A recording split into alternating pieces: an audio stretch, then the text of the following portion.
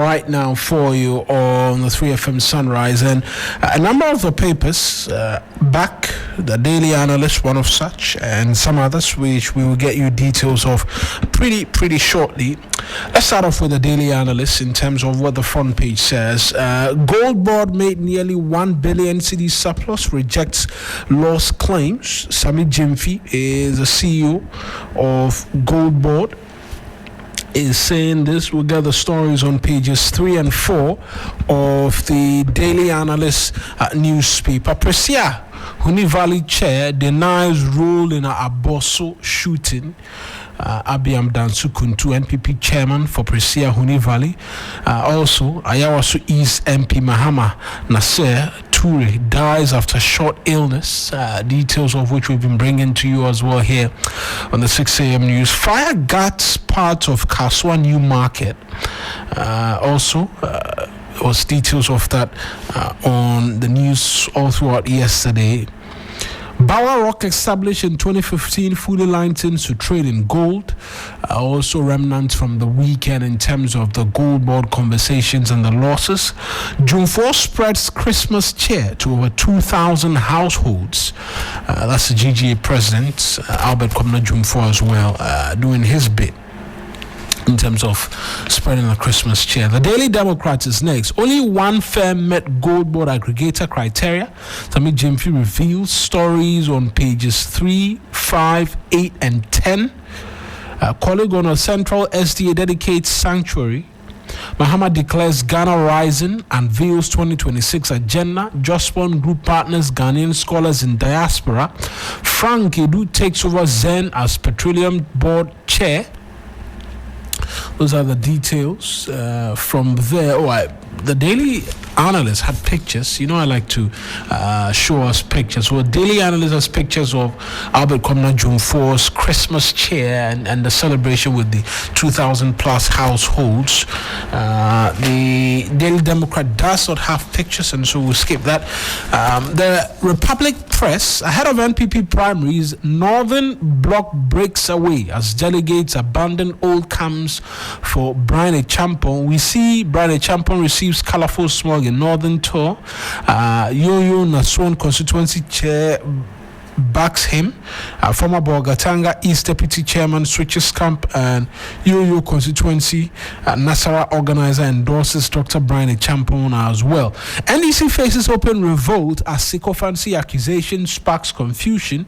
Comes with a picture of the General Secretary Fifi Fiavikwete. GoldBod rakes in 1 billion cedi surplus, rejects lost claims. GJA president turns Christmas into celebration for thousands in Alajo. Expect more oral cases in court this year. Martin Pebu and Ayawaso shooting. Police engage victims' family, fast-track autopsy. That's a Republic Press for you. The Daily Times is a new one. 2026 year of acceleration. TCDA moves to boost tree crop economy. No losses at GoldBod. 960 million cedis earned in 2025, says Sami Jimfi. Ghana pushes for release of national held in Ukraine conflict. Okuje to a Blackwell.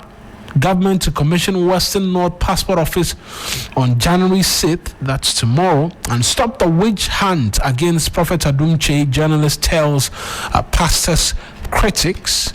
Those are the stories on the papers that we have. There's a new one. There's a new paper I haven't seen before. It's called The National Voice. They have very interesting pictures and all of that, but we'll skip that. Let's get into the online reviews now. We'll start off with 3news.com. Ghana is in a much better position compared to when we took over. Felix Kwachofusu is saying this. Then on 3news.com as well, you have Ghana's GS's education calendar for 2025-2026. Police arrest 2 women over alleged assault of 12-year-old at La. So 12-year-old girl was being assaulted at La. Ayawaso East MP Mahama Nasser Ture died. He's expected to be laid to rest today. Ghana condemns Nicolas Maduro's abduction, calls for release of Venezuelan president and wife. NIMOS task force arrests 2 Chinese for illegal mining at Pankesi in the Broome North area. We take it to myjoyonline.com now. That's next on the bill, and get a sense of what they are reporting as well. Then we begin to get into the portals. Final funeral rites for Ayawaso East MP Nasser Toure Mahama set for today. Newborn baby dumped in sewage system at Tema Community 1. Over 6,000 teachers threaten legal action and street protests over unpaid arrears. Attorney General Dominic Ayine rebukes premature NDC flag bearership debates. Parliament mourns late Ayawaso East MP Nasser Toure Mahama. Immigration officer arrested over 2,600 AK-47 ammunition. City Newsroom, they also have the Ayawaso East MP to be laid to rest today, and they have that as well. Here, pay our salary arrears or we will protest again and pay teachers warn government. From policy to pockets, what Mahama's second year means for prices and SMEs, that's also there for all to see. ClassFMOnline.com, top story, Sami Jimfi, GoldBod made nearly 1 billion surplus. Also here, Bawa Rock, only successful applicant among 31 aggregator. GJA present support over 2,000 households as well is what we have there. Let's begin to get into the details, right? And perhaps I'll start off with Felix Kwachofuzu and what he had to say in terms of where the country is now compared to when the NDC government took over last year, right? Because now we're in 2026, and in 2 days it will mark exactly a year since President Mahama was sworn into office. The story is by Raphael Gatti. It reads that the Minister for Government Communications, Felix Kwachofuzu, says President Mahama has transformed Ghana's economy in its first year in office, stating that the country is in a much better position compared to when the NDC took over power. Speaking in an interview on TV3's Hot Issues on the review of President Mahama's first year in office, Mr. Kwachofuzu explained that all the indicators of the economy have currently improved, giving an indication of a better economic performance. There's a quote of him which says that I think any objective observer would agree that the country is in a much better position than it was when we took over power. Look at the economy, for instance, and the economy is important because that was a single most important item for the Ghanaian voter barely a year ago. All the things that we use to measure the performance of an economy are pushing in the right direction. He said the NDC government has delivered on its promise to Ghanaians. A big one that's been very topical from the weekend is all the conversations about GoldBod and Sami Jimfi. I'll get you into the details because if we go onto the Daily Analyst pages 3, 4, and was it 5? 3 and 4 is where you get the details. GoldBod made nearly $1 billion in surplus. The chief executive officer of the GoldBod, Sami Jimfi, has refuted allegations that the institution suffered financial losses, revealing instead that GoldBod recorded robust revenue figures in 2025. Speaking on Joy News file on Saturday, Mrs. Jimfi dismissed claims of a 214 million deficit as inaccurate and misleading. He explained that GoldBod, although not a profit-oriented institution, generated over 960 million in revenue last year, while keeping total expenditures below 120 million cedis, according to an audited management account. Because GoldBod is a statutory body that declares surpluses rather than profits, Mr. Jimfi said, the figures show the organization is on track to post a substantial surplus. He estimated a conservative surplus of between 700 million and 800 million for 2025. Mr. Jimfi also responded to assertions that any losses from the GoldBod or the Gold for Reserves program might have been shifted onto the Bank of Ghana's books, calling that idea illogical. And he said that he pointed out that the Gold for Reserves scheme began as a Bank of Ghana initiative in 2022, and all related accounts have historically been recorded by the central bank and not GoldBod. And we're staying with him because he as well has been responding to the claims about Bower Rock and the fact that it was handpicked, selected, and what have you. He provided a bit more in terms of explanation there, and says that according to him, Bower Rock was incorporated under Ghanaian law on January 15, 2015 with precious mineral trading, including gold listed among its principal business activities. He underscored that the company has traded in gold for years and has renewed its gold trading licenses annually since it was first granted by the now defunct Precious Minerals Marketing Company, PMMC, in 2016.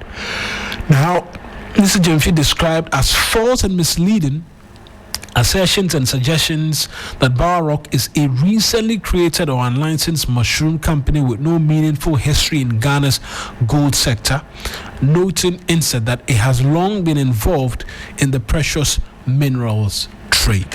So that's it on GoldBod and its related conversations, but I want to as well get you into the details of the unfortunate passing of the late Ayawaso East Member of Parliament. And yesterday we know that a number of constituents and a number of MPs as well began to make their way to his residence. I want to take you to his residence from yesterday and bring you details as to the conversations from there, just briefly, and then we'll return to a bit more in terms of the details. Bad news. We didn't start the year very well, but there's nothing we can do at this moment. So we have to consult the family and then the wife and everybody. And so, what is your fondest memory of the late Honorable? He is the caucus chairperson, and I remember when we were rising, he came to my office to discuss issues about his caucus with me, and he was the last person who left my office. And I said, Honorable, I know you can leave so that I handle it. I said, no, let everybody leave so that I have some discussion with you. And privately, we had our discussions. Nobody knew that was the last moment he was going to talk to me. So let's take it as it is. It's very painful, but we can't change the story. Lastly, before I let you go, you have been here quite early. How did you hear of the news? I was called by Majority Leader Honorable Ayariga that we've lost Honorable Nasser. So Richard organized your men, rushed to the place. So I have to be calling Honorable Jaja, and he was also busy. The phone even wasn't closer to him. But we got other colleagues, and then we were talking to each other. That's why I have to rush and see things for myself. It's not like hearsay, so that I can also confirm. Many of the media houses were calling to confirm the story, but since my leader called, I had the opportunity to also confirm to them that indeed what we are hearing is true. So my leader gave me the information. Honorable, just a quick one. I'm sure you've been meeting the family so far. What's the arrangement? The Honorable Jaja can speak to the arrangement, but he's very close to the family. But I'm told tomorrow the burial will take place. But he can speak to those issues. Let me start with how work has been with your colleague. How has work been? Okay, thank you very much. As Muslims, when the issue of such calamity befalls on you, we say Inna Lillah wa Inna Ilayhi Raji'un. Inna Lillah wa Inna Ilayhi Raji'un, to which we all came from God, and to Him shall we all return.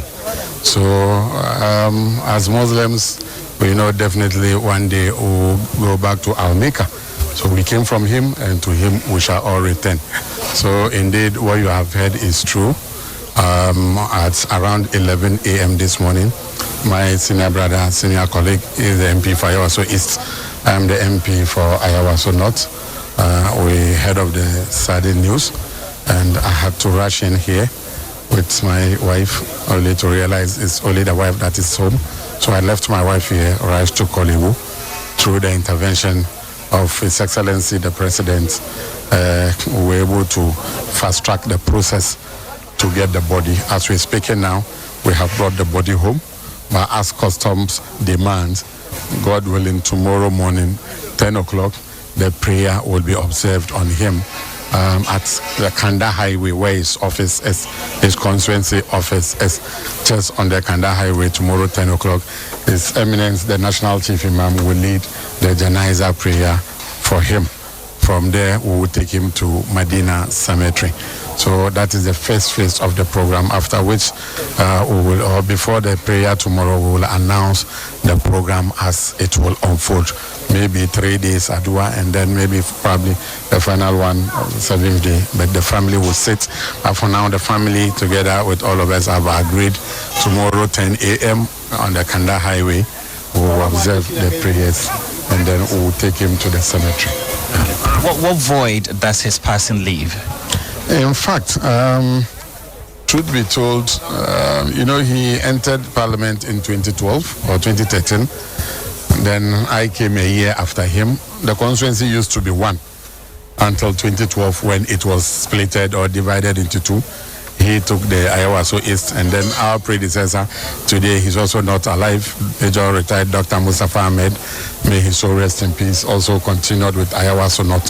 So McNader went into Parliament, and in fact, within his first term in Parliament, 2013 to 2016, he did a lot that inspired some of us to also campaign to get to Parliament in the year 2017. Yeah. So our senior colleague, Honorable Mark, he brought this term Operation Cement Your Lungu, where Lungus are corners. If for those of you who are familiar with our communities, Operation Cement Your Lungu, they are corners. He brought that exercise, Operation Cement Your Lungu, get sand, get cement, call the community, come out, let's cement our corners. And we all took emulate from him and cemented most of our communities. And again, he's done a lot. As for his achievements, even it used to be one constituency, so I can say that is my constituency as well. If you go to the Nima station now, asphalted, and a whole lot of work. Nima Government Hospital did a lot, and countless. If we want to talk about his achievement, he has done a lot. So whoever will be taking over from him, I think he's left a very big mark. The person must be ever ready to be able to close what he has done, and that is where we are now. Honorable, how are his wife and children doing the last few months? As you can see here, currently the body is in there. The wife is also there with family and friends, trying to console her. And for us, we all know she's not taking it lightly, and it's not easy. For those of us even who are his younger brothers, it's not easy for us, let alone the wife. So it's not easy. That's why she's been surrounded with family members, friends. They are talking to her, consoling her. And as Muslim, as I said, to him we came from, and to him shall we all return. Thank you, sir. Thank you very much. Thank you. Thank you. So, and so a bit more in terms of reactions from the family home of the late MP, and you heard Yusuf Judge, I was a member of Parliament as well, speak to detail as to what it is that is expected to happen in the coming days, particularly today, where on the Kanda Highway the prayers will be offered for him as well as laying him to rest and amongst many other things. But let's bring you a bit more in terms of other matters from here and get you a sense of everything else that's been happening, particularly in relation to some shooting incident as well at Ayawaso in the part of the country, the Presiahuni Valley area. The NPP chair of the area has been providing a bit more in terms of details. The story is by Freeman Koyekpo Ablesu, and it reads that the New Patriotic Party chairman of the Presiahuni Valley constituency in the Western region, Mr. Abiam Dantu Kuntu, has denied any involvement in a shooting incident in Ayawaso that left several people injured at Ayawaso. He described allegations linking him to the alleged sale of an abandoned mine shaft at Ayawaso to the Chinese-owned mining firm Global Ore Industries Limited as politically motivated and false. The abandoned shaft was previously operated by Goldfields Limited. Speaking in response to the claims, Mr. Kuntu questioned why he was being accused by the resident at Ayawaso when, according to him, the area has a sitting member of parliament, Awuzom Kujo, and a municipal chief executive, Dr. Matthew Kofiaya, who directly oversee gold mining related activities. Mr. Kuntu insisted that he is the rightful owner of the concession at Ayawaso, but he didn't sell the concession to anyone. In terms of developments from elsewhere for you this morning as well. Also, we know that fire gutted part of the Kaswa New Market yesterday. We can't bring you details of that as well. A fire outbreak has swept through part of the Kaswa New Market, prompting an emergency response from the Ghana National Fire Service. In a statement shared on its official Facebook page, the National Fire Service said personnel from the fire station were immediately deployed to the scene to contain the blaze. The service further disclosed that all available fire tenders and water pumps from Accra were dispatched to support ongoing firefighting efforts as firefighters battle the inferno from there. And that is also extra detail for you this morning as well from here. But in other matters, the Republic Press is reporting some breakaways ahead of the NPP primaries, which is slated for January 31 of this month.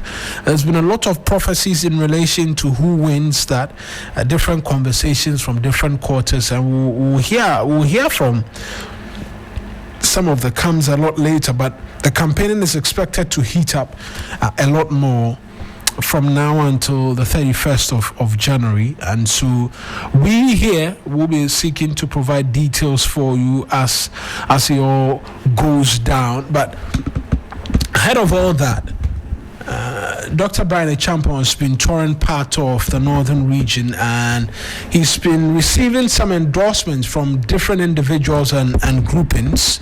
Let me just walk you through that story right now, because Dr. Brian Champon's flag bearer campaign has gathered fresh momentum in the northern belt following a wave of open endorsement from delegates across the Upper East, Northeast, and Northern regions just weeks before the party's internal election scheduled for the end of the month. The growing support crystallized during the U-tide period when Dr. Champon embarked on an intensive round of engagement with party delegates and grassroots operatives, including key meetings in Walewale, Talensi, Bongo, Mandan constituency, Yoyo, Naswan, and Bankurugu, with outreach extending into the Northeast region. Party insiders say the festive season tour was strategic, allowing the campaign to reach delegates who had returned home for the holidays. The engagement reportedly drew constituency executives, polling station coordinators, and opinion leaders, many of whom publicly expressed what they described as regret over earlier political positions and declared support for Dr. A. Champon. In Walewale, delegates openly endorsed the campaign, citing Dr. A. Champon's consistent presence, organizational strength, and perceived ability to broaden the party's national appeal ahead of the next general election. Similar endorsements were recorded in Talensi and Bongo, where constituency level actors pledged to mobilize support ahead of the internal polls. And so there'll be a bit more of such going forward in terms of expectations from the NPP. But we know as well that the president has declared this year as one of strategic developments. Let me say a good morning to the one and only Noble Crosby-Annan. Why is the chair taking me down? I refuse to go down. Oh no, I think you can switch it. You can switch it just quickly. Noble Crosby-Annan has joined us in the studio as well. Happy New Year, Senior. Yeah, many happy returns. Yeah. It's good to see you. It's the first time. 2026. The first time I'm seeing you. Yeah. Yeah, you are unwell. Yes. It's good to know you are fine now. Yeah, it's good to be back. It's good to be back. Yeah. But it won't be for long as well. It is okay. Let's continue. Oh, you don't allow me to. Let's continue with the Daily Times. The front page of the Daily Times newspaper. We just need the details. A lot of the stories. We just need the details. Yeah, you are gagging me. You are gagging me, but Kwame Jantua was the resident of the late MP. I just want, whilst you try and get the details of the papers, let's get just quick hearing of what he as well had to share from the residents yesterday. But I knew he was sick. His wife is on our board, so I knew he was sick. And we've been talking about him, me and his wife, just to see how he was doing. So it's come as a shock that he's gone. We didn't expect it because he was getting better. The last time I spoke to Hajia, he was getting better. So it's a shock. What's your fondest memory with him? I didn't really know him that well. I just knew him in Parliament. So I didn't have a relationship with him. I have a relationship more with Hajia because she's on the board of Sankofa. Yes, but it's sad. Another by-election, right? But anyway, in the Muslims, they bury tomorrow, right? Yes, So I guess that's what's going to happen. Thank you. And so that's Kwame Jantua as well, who was at the residence. Unfortunate in terms of the development, but in all things, I think we just give thanks to God. And he has been a long-serving member of Parliament, a lot of experience, and I'm talking about Alhaji Nasir Toure. He has been in Parliament since the 6th Parliament. Has had says in a lot of things. He was a member of the 6th Parliament from 2013 to 2017 under the speakership of Edward Dowajaho. Then the majority leader was Alban Bagbin, replaced Benjamin Kumbo during that period. Oseiche Mensah Bonsu was also there. He was the minority leader at that time. And then the 7th Parliament, Michael Quay, he was the speaker. He was a member of that parliament as well. Had the majority leader to be Oseiche Mensah Bonsu, and then Haruna Idrisu as the minority leader. And then the 8th Parliament, Alban Bagbin. So he has served under 4 speakerships, but of course, 2 of them were the same. Alban Bagbin in the 8th Parliament, and then in the 9th Parliament. Well. It's sad, but I mean, God knows best. Yeah. God knows best. And for our Muslim brothers, they sometimes, I'm tempted to say, they are able to embrace this a lot better than the Christian folk, because they imbibe it in them from childhood. So by the time they grow up, they are. So because they have a, I don't want to call it a predisposition, but they are of the opinion that God gives, and if it is not the will of God, it will not happen. It will not happen. And so once it's happened, then it's the will of God, and so they accept that, and they're able to move on very quickly. Yes, there is grief. Yes, there's pain in the heart that you lost someone so dear, but they always find a very interesting way to be able to proceed, and lots of respect to them on that front. But there are quite a number of other details. The GoldBod story, Mawena. So the conversation keeps coming and it keeps going. That GoldBod has made losses. People say it's not loss, it's cost. But the argument that I've heard recently is that if you're not making losses, what's the opposite of loss? Is profit, right? So you say GoldBod earned 960 million cedis in 2025. That's according to Sami Jemfi. I read to you the details. That's in page 5 of the Daily Times. The Chief Executive Officer of the Ghana GoldBod Company, Sami Jemfi, has strongly denied claims that the institution incurred losses under the Gold for Reserves program, insisting that GoldBod ended 2025 with a substantial financial surplus. So he was speaking on Joy News File. He described reports alleging the $214 million loss as false and misleading, stressing that GoldBod, though not a profit-making entity, has not recorded any losses since its establishment.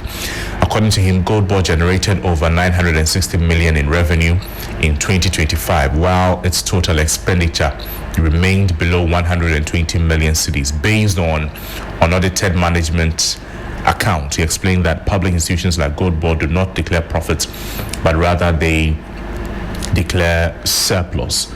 He disclosed that the institution is on course to declaring a conservative surplus of between 700 million cedis and 800 million cedis, adding that the figures would be confirmed after external auditing. And that's the same position that the chair of the Economy and Development Committee of Parliament has also taken, that the minority and all of those raising concerns about what they're calling losses at GoldBod, they should wait. Somewhere in March of this year, GoldBod would come and render account to Parliament. And then all questions that they have to ask the CEO and everybody will have a clear understanding of the mandate and whether they are making losses, whether they are making profits, whether they are making surpluses, whether they are earning, whether it's cost, whatever lexicon you want to put there, it is entirely up to you. Wait until March.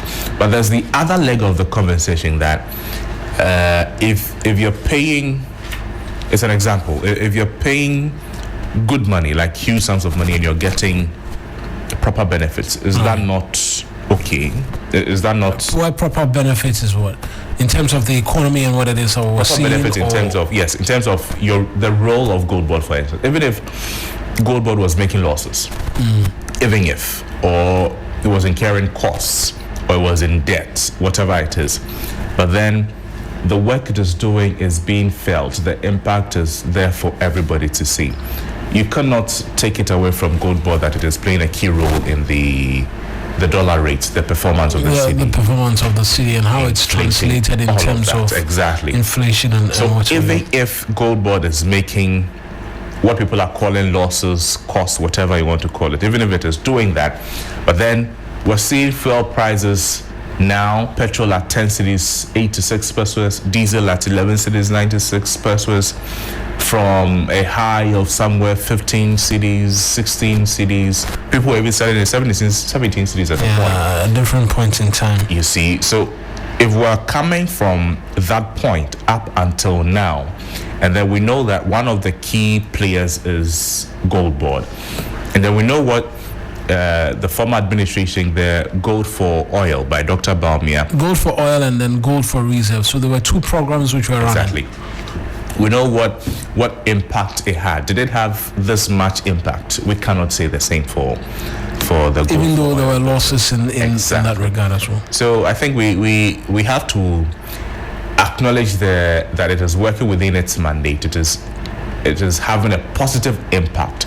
Of course, there are concerns. If there are losses, that shouldn't be. There are some, it's legitimate to raise those, but that should not, overcrowd the advantages that we're seeing from the work of GoldBod and Sami Jenfi. Well, I think it's fair. It's fair the point you make that realistically when we look at it, and also because the finance minister has been speaking and made reference to the fact, crediting GoldBod and its CEO for the excellent work that's been done, and making the argument that look, what he's done in 1 year is something that would have taken lots of people between 5 years and what have you to have done. And so that's very positive in terms of the forex it's been able to make available to help us shore up the city. And if you look closely, realize that in December we saw the currency perform strategically again,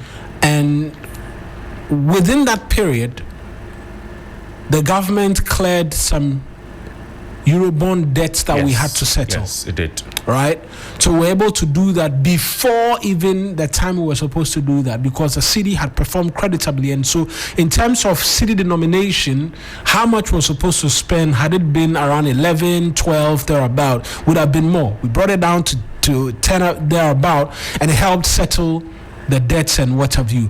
The Bank of Ghana has announced that, look, going into this year, we have $1 billion ready to sell to the market to ensure that the currency continues to remain stable, because this was one of the requirements. The IMF said, look, the blanket interventions within the market, which is not known, we want it to be communicated, targeted, and there to be direction to it. And so since then, the BOG has been doing that. The area of concern, which as much as we will praise the GoldBod, which a lot of individuals have done and will continue to do, is the other leg of the conversation about how do we prevent the losses of this nature exactly. That's the crux of the conversation. From repeating itself. Because yes, these are costs. And if you want to weigh it or compare it to inflation dropping to about 6.something%, we're yet to have the Ghana Statistical Service provide details for the month of December of 2025. But all throughout the year, starting from 23.something% down to 6%, there's a lot of positive in that regard. And so you can argue and say a 2 billion cedis